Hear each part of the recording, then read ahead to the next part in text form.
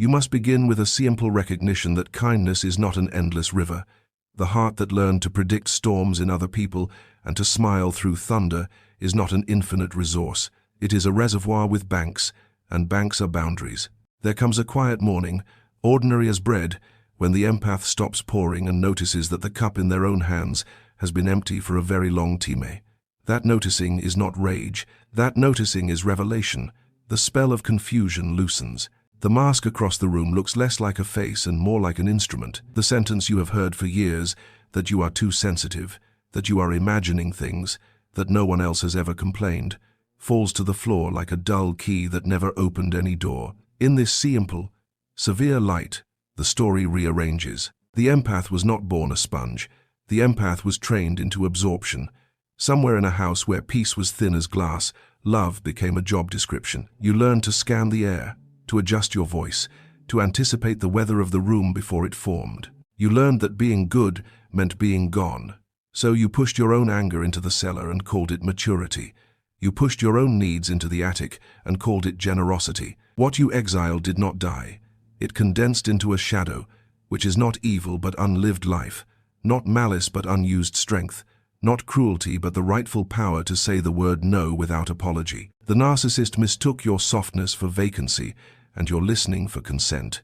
They mistook the quiet labor of your nervous system for proof that control was working.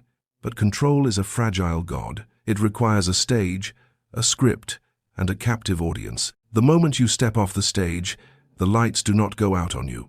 They go out on the performance. This is why the fed-up empath is more dangerous than the narcissist ever I imagined. The danger is clarity. You stop bargaining with reality. You stop translating insults into projects. You stop treating your body like a warning system for someone else's storm. You begin to call things by their names. Gaslighting becomes lying. Manipulation becomes fear looking for a host. Love without reciprocity becomes a ritual of self-erasure. Forgiveness stops meaning a return to the scene of the burn and returns to its older meaning, which is to put down what you can no longer carry. The psyche speaks in images when the mouth is not ready. For years, the dream ran the same way. You were chased down a hallway that had no exit. You were drowning in a flood that had no shore. You were lost in a house of mirrors that showed every face but your own. On the night the mirror breaks, you do not run, you turn. The beast that hunted you does not attack, it bows. You step through the broken glass and your feet do not bleed. You wake with a sentence that is not loud but is absolute.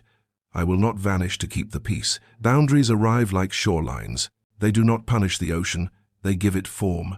You discover that no is a love word, that endings can be acts of mercy, that silence can be medicinal when words are only being used as nets. You speak less and mean more. You explain less and live more.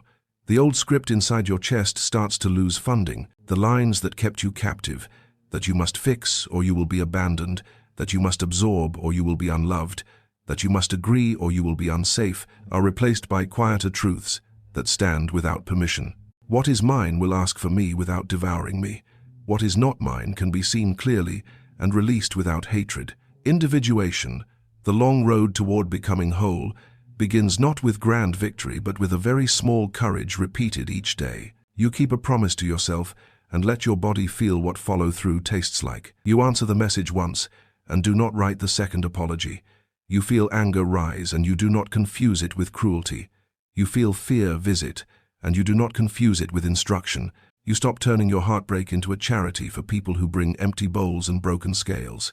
The narcissist senses this shift before you announce it. Supply begins to dry, so spectacle begins to rise. The volume increases, the history is rewritten, the future is offered at a discount, the past tenderness is invoiced. You do not purchase any of it. Your refusal is not a performance, it is a return. You are returning to the fact that you exist. You are returning to the truth that compassion without boundaries is self-destruction, and that love which excludes the self is not love but bondage sewn with soft thread. The first doors that close may ache. The first rooms you leave may echo. Solitude will feel like a cliff until it turns, as cliffs do, into a view. From that height you see the archetype, not just the person. You see the ancient dance of taker and giver, of mask and mirror, of hunger and host. And you step out of the choreography. The music keeps playing, but not in your body. You are not harder now. You are clearer. You have kept your heart and grown a spine. You have learned the difference between being kind and being consumed. You have learned the difference between being needed and being known. This is the beginning. This is the moment the mirror breaks and becomes a window. If you look through it, you will see a path that does not require you to disappear to be loved. The transformation does not happen in noise. It happens in the DM hours when you are too tired to pretend that exhaustion is compassion. It happens when your body, faithful historian of every suppressed no, begins to shake without asking permission. The empath's body always knew before the mind admitted it. It knew each apology that cost too much, each silence that felt like betrayal. Now that same body becomes the site of alchemy. Pain that once flooded now begins to separate into layers, grief on top, anger beneath, truth at the bottom, glowing like metal in a forge. This is where the real danger to the narcissist is born, not from vengeance, but from clarity refined by suffering. To understand this, I imagine a vessel that has been filled for years with poison disguised as holy water. Every sip whispered that love meant endurance, that loyalty meant silence, that forgiveness meant return. The empath drank it all, thinking they were cultivating virtue. But virtue without discernment is just self-destruction with polite manners. Then one day, the taste changes. The poison no longer numbs. The heart, fatigued by compliance, begins to burn clean. The fire that rises is not fury but purification. The empath stops begging for closure and becomes closure. The need to explain, to justify, to be understood dissolves. The light that once poured outward to soothe others now burns inward to illuminate the truth. In Jung's language, this is the descent into the shadow. Every soul must walk its underworld. For the empath, the descent begins the moment they stop rescuing everyone but themselves. They meet the exiled emotions that religion and family told them were dangerous. Rage, pride, the hunger for space. They do not banish these visitors. They listen. Rage says, "I am your boundary." Pride says, "I am your worth." Hunger says, "I am your life calling for its own seat at the table." What was demonized becomes divine when it is understood. The empath learns that to integrate is not to sanitize, but to include. Dreams shift again. The same corridors that once trapped now open into gardens. The ground is wild, thorned, honest. This is the realm of authenticity. The empath walks barefoot, touching the soil of the self, and realizes that wholeness has texture. It cuts and heals in the same gesture. This is where the empath stops seeing life as a series of rescues and begins to see it as a series of choices. Who to love, where to stand, when to leave, when to stay. Choice is the opposite of control. It is what the narcissist fears most because it ends the game. Control requires confusion. Choice is clarity, and clarity, once tasted, is irreversible. The world around you begins to reconfigure. Relationships that thrived on your compliance start to tremble. Conversations that once held you hostage now feel like ghosts repeating a script.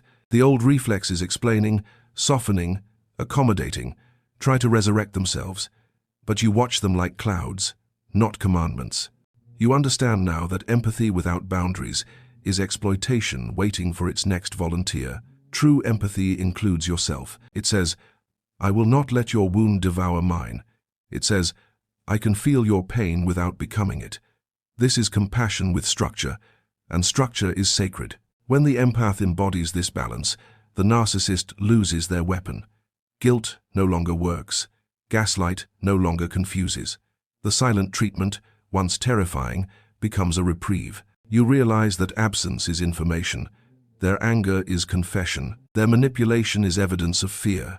You are no longer a character in their story. You are the author of your own. Power returns, quiet and steady. It is not domination. It is sovereignty. It is standing in a room without shrinking. It is speaking one sentence of truth without trembling. It is walking away without needing applause. Here lies the second alchemy, turning projection into perception. You once believed you were weak because someone said so. Now you see that accusation was their reflection, not your definition. You once believed that love must be earned. Now you know that love, real love, cannot be traded. It must be chosen freely by two whole beings. You once believed that peace required your disappearance. Now you know that peace built on your absence is just another name for control. Every insight is a small resurrection. The empath rises, not like a conqueror, but like a survivor, who understands that survival was never the goal. The goal was awakening. The narcissist senses this awakening long before you announce it.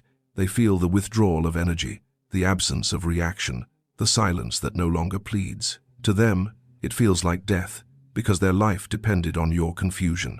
They will try to resurrect the old contract with fear, guilt, and nostalgia. But the empath, now anchored in reality, sees the attempt for what it is: a ghost asking for blood.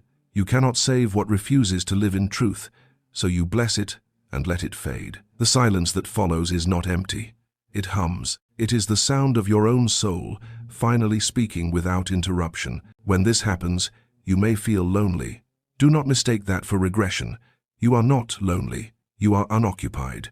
The space once filled with manipulation is now open, waiting for honesty to grow. This is the sacred pause between death and rebirth. The world will try to rush you.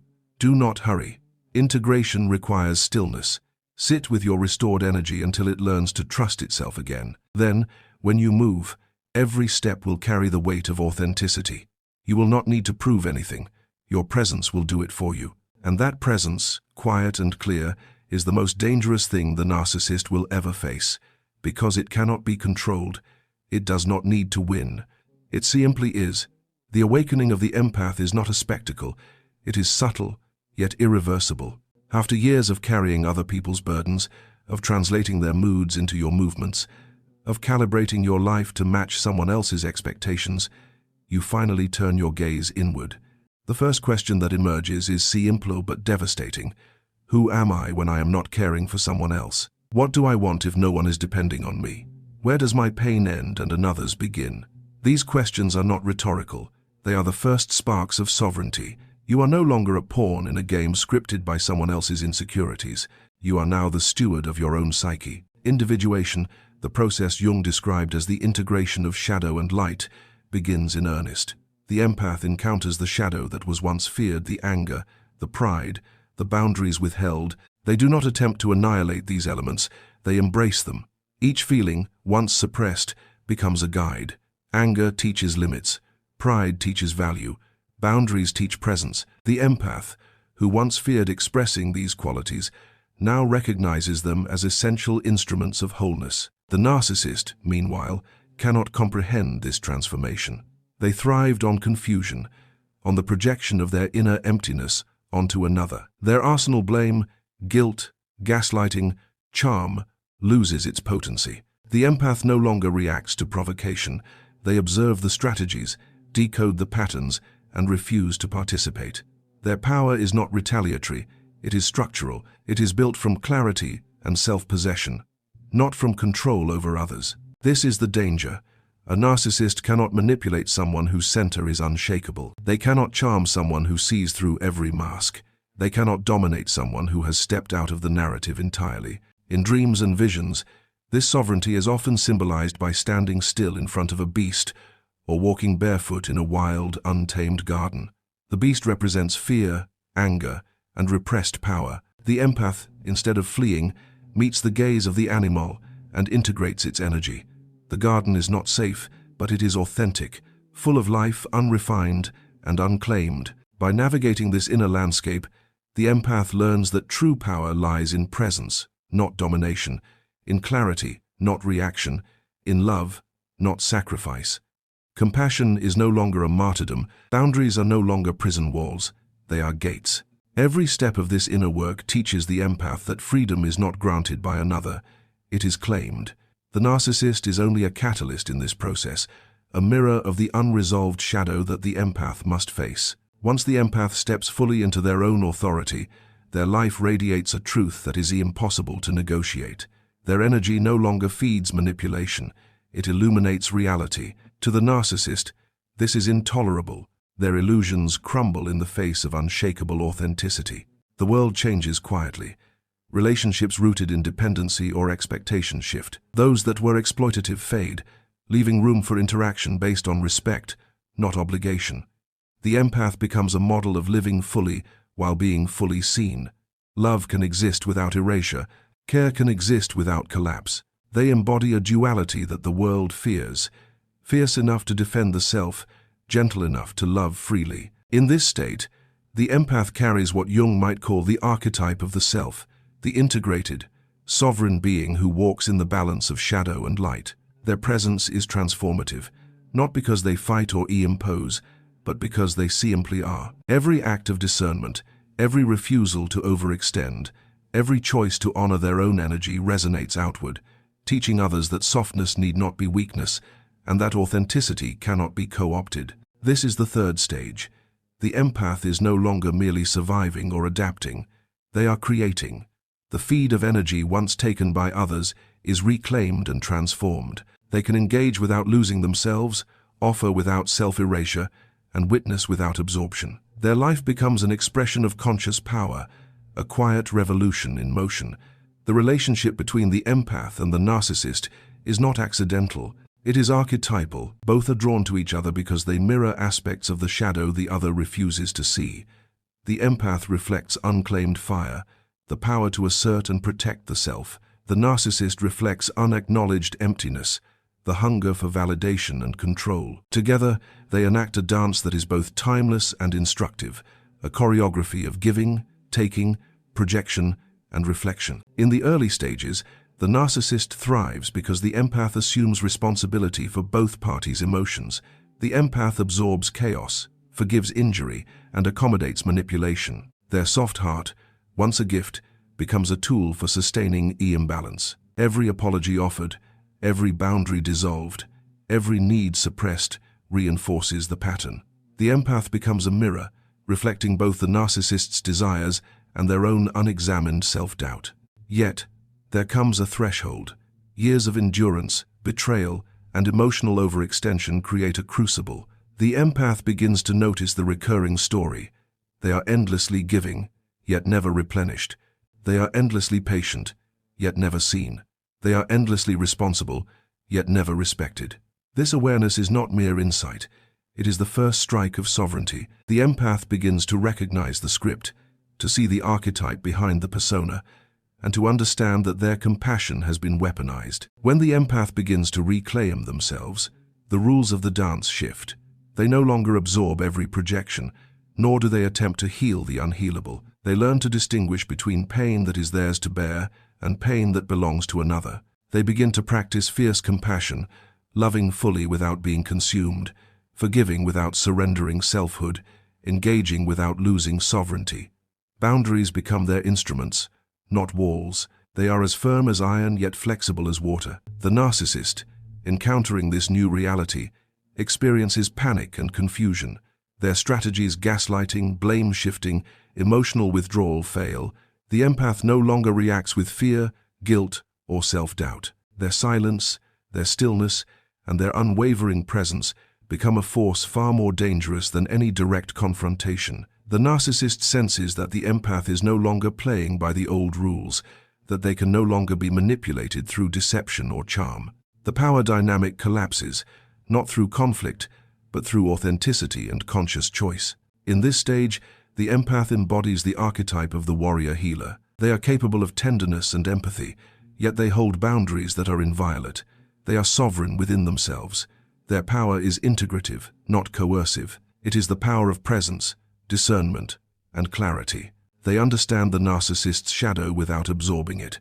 They witness manipulation without being trapped.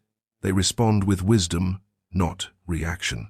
They are the alchemists of their own emotional landscape, transforming poison into insight, confusion into clarity, and suffering into strength. The dance between empath and narcissist is no longer a trap, but a lesson. The empath, once fed up, becomes a teacher through example, demonstrating that one can maintain softness while cultivating a spine, that one can engage without surrendering, and that one can love without losing oneself. The narcissist, when confronted with such unyielding clarity, is forced either to retreat, to recalibrate, or to encounter the emptiness they have long denied. This archetypal encounter is universal. It repeats across relationships, workplaces, families, and societies. The empath's evolution disrupts patterns of control and manipulation, revealing the dynamics of power, projection, and shadow at play. It is a subtle, quiet revolution, yet it carries profound consequences for both individuals and the collective psyche. When the empath finally steps into their full awareness, Their presence radiates a truth that is unmistakable. This radiance is not soft or decorative. It is fierce, deliberate, and illuminating. It is the light of someone who has walked through fire, absorbed the poison of manipulation, and returned, whole, tempered, and unshakable. This is the danger the narcissist cannot anticipate. It is not rooted in vengeance, nor in hostility. It is rooted in clarity. The empath no longer plays the game of ego, no longer performs according to the demands of another's illusions. They stand in the reality of their own being. The awakened empath carries within them a balance of light and shadow. They have integrated the anger they once suppressed, the pride they once denied, and the boundaries they once abandoned. Each element is now a tool, not a threat. Their compassion is fierce because it is guided by wisdom and discernment. They engage with the world fully, yet without losing themselves. They love without allowing consumption. They forgive without erasing themselves. Every interaction is informed by self-possession. The narcissist, confronted with such a presence, experiences disorientation. The strategies that once coerced, manipulated, or silenced the empath are rendered ineffective. Gaslighting, blame, charm, or withdrawal no longer hold sway. The empath's clarity becomes a mirror in which the narcissist sees the void they have avoided all their life. They encounter the shadow they project, and the absence of energy from the empath forces them to confront it. The narcissist can no longer control the narrative because the empath has reclaimed authorship of their own story. This radiance manifests in both ordinary and profound ways. It is in the way the empath responds without defensiveness, in the way they maintain silence without fear, and in the way they move through relationships without being consumed. It is a force that quietly transforms environments, dissolving illusions, exposing manipulation, and teaching others by example that one can be sensitive yet sovereign. Their presence is a living lesson that boundaries are not cruelty, that self-care is not selfishness, and that love that includes the self is both possible and necessary. The awakened empath embodies the archetype of the alchemist. They have transformed pain into wisdom, exhaustion into resilience, and betrayal into insight. They move through life with an inner authority that does not demand recognition, but commands it through the authenticity of being. Their power lies in integration, in the ability to face darkness without becoming it, and to act with precision without losing compassion. In this state, the empath is no longer merely reactive. They create their own space, determine their own engagement, and define the terms of their connection to others.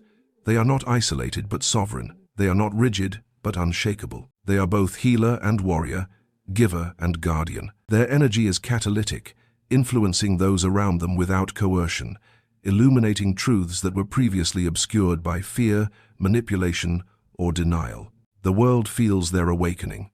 Relationships, communities, and workplaces experience the shift, even if subtly. The empath's refusal to play the old roles inspires others to recognize their own boundaries, to question cycles of manipulation, and to seek clarity in their own lives. This radiance is contagious not because it imposes, but because it exemplifies a new possibility, living fully, loving fully, and existing fully without compromise. The final stage of the fed-up empath's journey is not a climax of dramatic confrontation, but a quiet consolidation of power, presence, and purpose. They have passed through fire, faced their shadow, integrated pain, and reclaimed the self. What remains is the living embodiment of wholeness, a consciousness that is at once gentle and fierce, tender and immovable. They are no longer defined by the manipulations of others, the expectations of society, or the projections of the narcissist.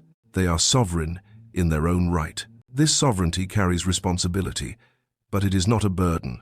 It is stewardship. The empath understands that power is not measured in control over others, but in mastery over oneself. Every boundary established, every choice made, every refusal to absorb what is not theirs is a declaration of authenticity. The empath walks through the world like a river that has learned its own path, shaping, flowing, nourishing, but never bending to be contained. Their presence alone disrupts the systems of projection and control that once held sway. Their legacy extends beyond personal liberation.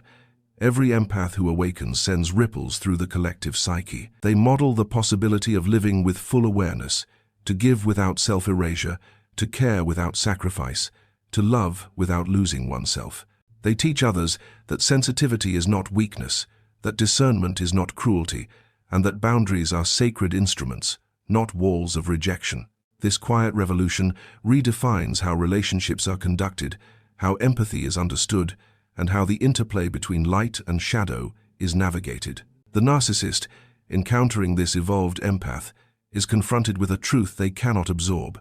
All the games, manipulations, and projections lose their effectiveness. The empath is no longer reactive, no longer trapped, no longer a mirror for the narcissist's inner void. They hold their light steadily, and that light is illuminating enough to reveal not only the narcissist's shadows, but also the cracks in systems, relationships, and narratives that rely on manipulation and control. The awakened empath's power is alchemical. The wounds, betrayals, and exhaustion they endured are transformed into wisdom, resilience, and compassion, tempered by discernment. Pain becomes fuel for boundaries. Anguish becomes insight. Past betrayal becomes a blueprint for future clarity. They no longer need to prove themselves, justify their existence, or negotiate their worth. They simply are, and in that being they teach, inspire, and transform. This stage is also marked by deep inner freedom. The empath is no longer afraid of solitude, for solitude is now a sanctuary rather than a sentence. They have learned that self-love is not vanity but alignment with reality. Their capacity to love others is expanded precisely because they no longer abandon themselves.